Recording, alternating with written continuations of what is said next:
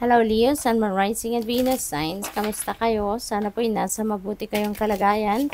Welcome back po sa Star Tarot. Kung bago kayo dito, welcome din kayo. Thank you for your support. I truly appreciate it. God bless you all. Leo, pauna mensahe ninyo. We have angel number 1818, willpower. Ayan, so maganda, no? Powerful kayo sa ngayon. Kasi kung ano yung kagustuhan ninyo, kung ano yung napagdesisyon na ninyo, maaaring yun ang i-insist ninyo. No? Maaari din na yun ang susundin, no? Ng karamihan. There is also achievement, no? Na makakamit kayo sa ngayon. You are going to succeed then, no? Yung achievement na yan, that is your success. There is also prosperity, no? Good luck na paparating. So, swerte kayo, babalutin kayo ng swerte. Hindi lang sa pera, kundi pati rin sa ibang areas of life ninyo. At this is very you, no? Papaandarin mo talaga sa ngayon yung inyong go-getter attitude, no? Ano kayo ngayon? Matatag, matibay, malakas ang loob, no? At gagawin ninyo rito kung ano man yung dapat or kailangan ninyong gawin. Sabi rito, wow, significant events are on the cards for you.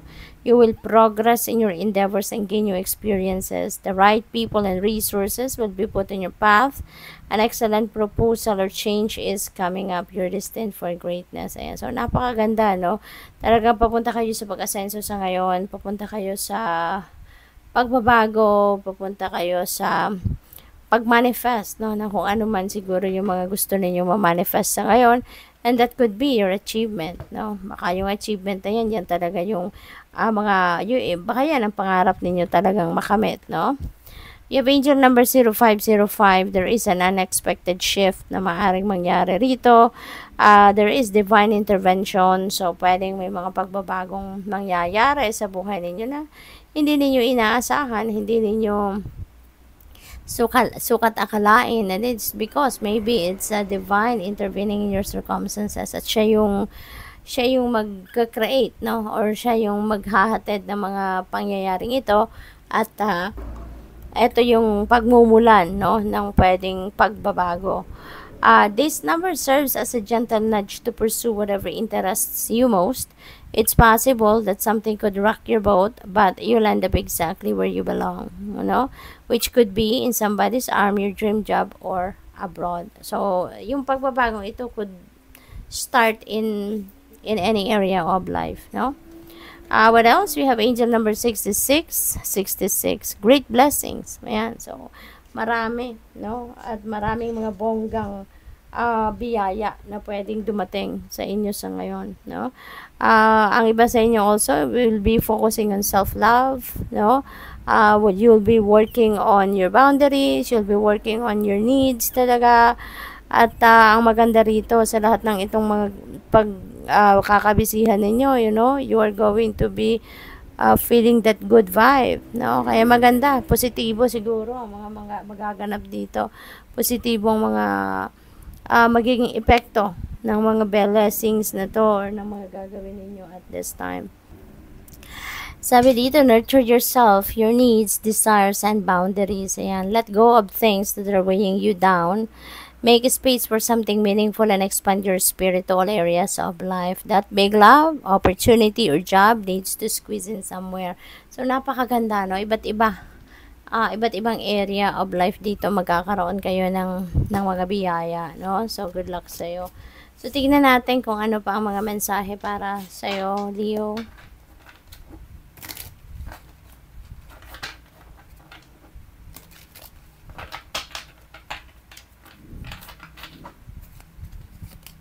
We have star. Ayan. So, napakaganda ni star kasi this is wish fulfillment, no? So, isa na yan sa mga great blessings na paparating sa iyo, yung inyong mga pangarap, no? Yung inyong mga heart's desires, yung mga wishes ninyo, ayan ay maaaring mangyari na sa ngayon.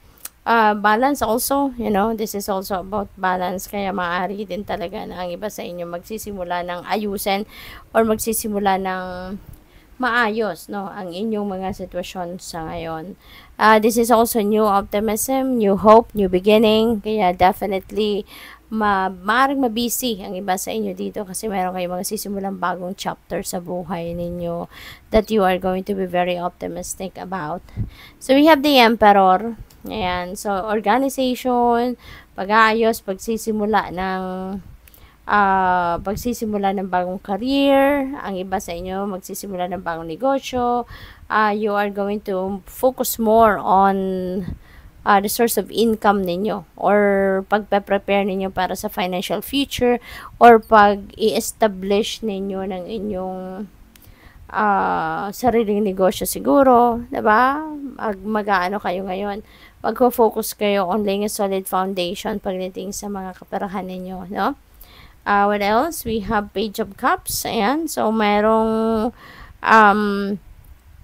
invitation dito. Pwedeng invitation ito sa mga kaibigan, ano, baka may imbitahan kayo ng mga kaibigan ninyo, kamag-anak, mga kaklase, ano, mga dati ninyong katrabaho. So, baka meron ditong gathering, no, social gathering na mapupuntahan kayo. And that is maybe because, pupuntahan din niyo because you want to have fun as well. Gusto mo rin na magkaroon ng mabago naman yung environment niyo for few hours, no? Kaya pwede rin na mapupuntahan ninyo ito. Have fun and enjoy. We have Hanged Man, ayan. So, that's good, no? Na muna kayo, magsaya.